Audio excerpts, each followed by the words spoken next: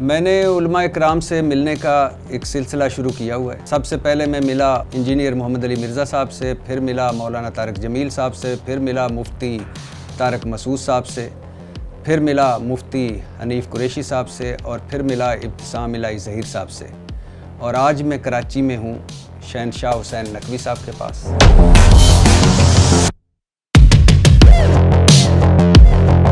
شیعہ مسلک یا شیعہ فرقہ کب وجود میں آیا؟ شیعہ مسلک کی بنیاد رسول اللہ صلی اللہ علیہ وآلہ وسلم نے ڈالی کہ جب آپ نے ارشاد فرمایا یا علی انت و شیعتک هم الفائزون۔ ایک تاثر ہے کہ ایران یہاں شیعہ اکابرین اور تنظیموں کو فنڈ کرتا ہے، آپ کو کبھی فنڈنگ ملی ہے؟ جو کچھ آپ کر رہے ہیں اہل بیت اور امام خوش ہوں گے سب دیکھ کر، مثال کے طور پر یہ ماتم، یہ سینہ کوبی، یہ زنجیر زنی، یہ تعزیے، یہ ذوالجناح، یہ جنازے، کوئی کوئلوں پر چل رہا ہے، کوئی خود کو لہو لہان کر رہا ہے۔ ملا یازر الفقیہ، یہ آپ کی بڑی کتاب، اس کتاب میں ہے کہ کالا لباس فرعون کا لباس۔ جی ٹھیک ہے۔ آپ صحیح مسلم، صحیح بخاری، جامعہ ترمذی، سنن ابی داؤد، سنن نسائی، سنن ابن ماجہ، مطلب سیاہ ستہ کو مانتے ہیں؟ بالکل مانتے ہیں۔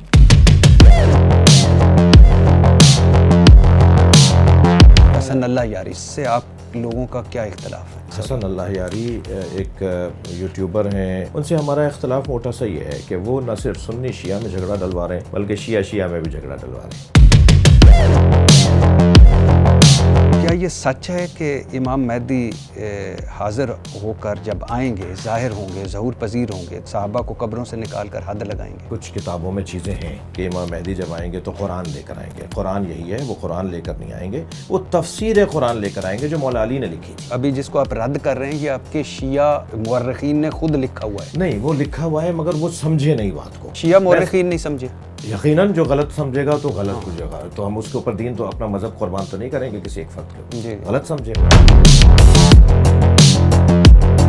ابو لولو فیروز، یہ امیر المومنین حضرت عمر فاروق رضی اللہ تعالیٰ عنہ کا قاتل، ایران میں علامتی مزار ہے، لوگ آتے ہیں، زیارت کرتے ہیں، دعائیں مانگتے ہیں۔ شیعہ اسے بابا شجاع الدین دین کا بہادر سپوت قرار دیں۔ 2010 میں مسلمان علماء کی عالمی تنظیم نے اپیل کی کہ ابو لولو فیروز کا مزار مسمار کر دیا جائے، مگر ایرانی حکومت نے ماننے سے انکار کر دیا۔ شیعہ علماء نے تو کہا کہ یہ امیر المومنین حضرت علی رضی اللہ تعالیٰ کے شیعوں میں سے تھا۔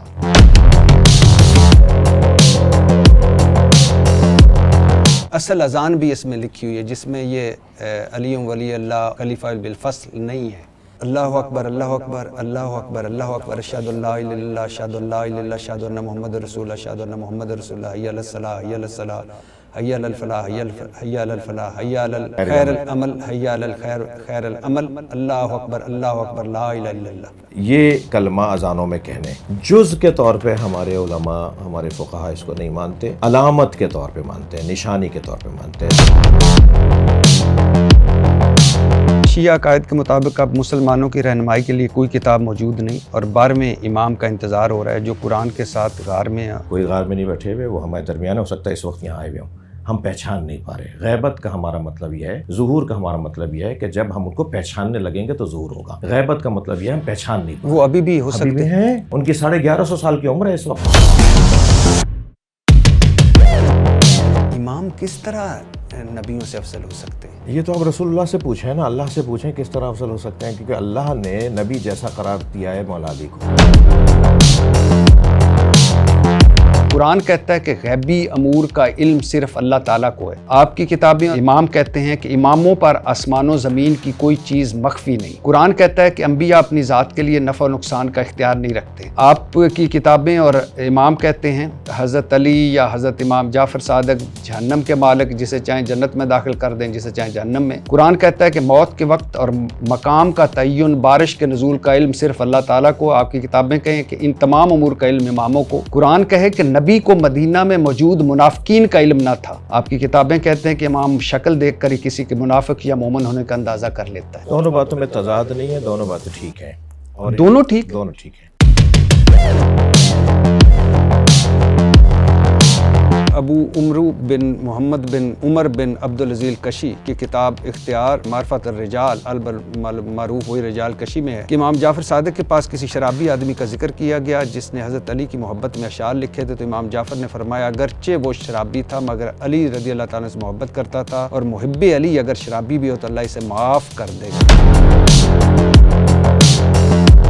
شیعہ مسلک کا بانی عبداللہ بن سبا ہے۔ نامور شیعہ مورخ ابو عمر بن عبدالعزیز الکشی اپنی کتاب میں معرفت الناقلین عن الائمۃ الصادقین رجال الکشی میں لکھتا ہے کہ عبداللہ بن سبا یہودی تھا، وہ مسلمان ہوا، حضرت علی سے رضی اللہ تعالیٰ عنہ سے اظہار محبت کرنے لگا۔ اس کا جو عقیدہ حضرت موسیٰ کے وصی یوشع بن نون کے بارے میں تھا، وہی عقیدہ حضرت علی رضی اللہ تعالیٰ عنہ سے متعلق اختیار کیا۔ یہ پہلا شخص تھا جس نے حضرت علی رضی اللہ تعالیٰ کے مخالفین کی تکفیر کی۔ اسی بنا پر شیعہ مخالفین کہتے ہیں کہ شیعہ ازم یہودیت سے ماخوذ ہے۔ ہم اس کی تردید کرتے ہیں، اس روایت کی ہم تردید کرتے ہیں، اس دعوے کی تردید کرتے ہیں کہ جس کے اندر کمزور چیزیں پائی جاتی ہیں۔ یہ آپ کا ہے سر؟ جی ہمارا ہے، ہمارا ہے۔